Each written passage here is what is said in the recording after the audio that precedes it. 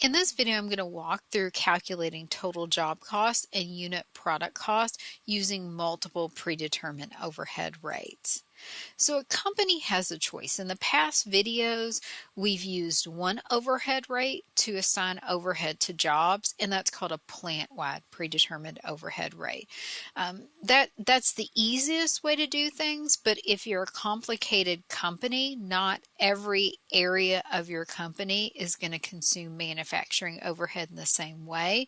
So it's beneficial to you to break down by department or area, create different overhead rates in order to assign overhead more accurately.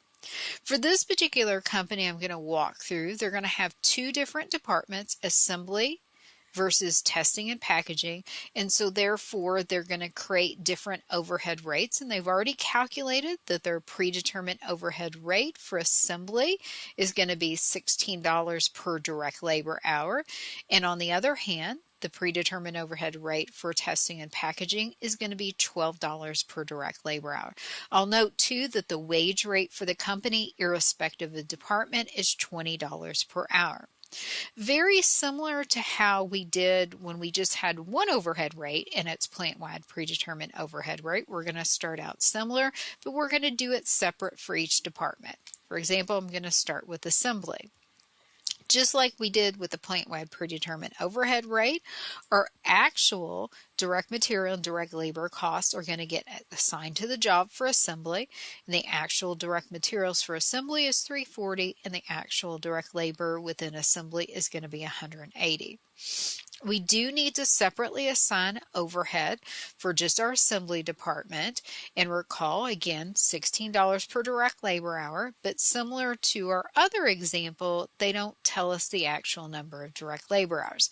Some good news though is if we know total direct labor costs for assembly was $180 and we know that the wage rate is $20 per hour, we can back into the fact that we must have had 9 total hours.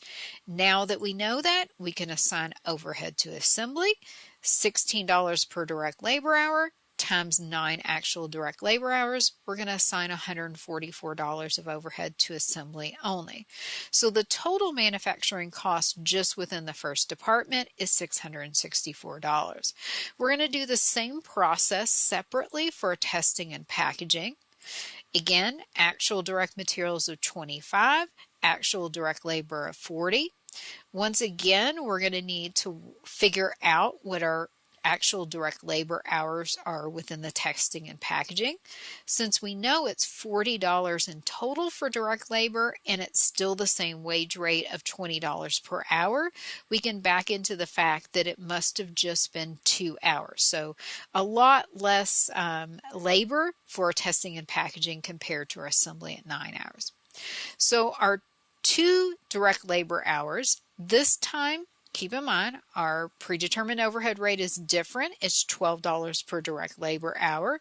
Means we're going to assign manufacturing overhead of $24 to testing and packaging.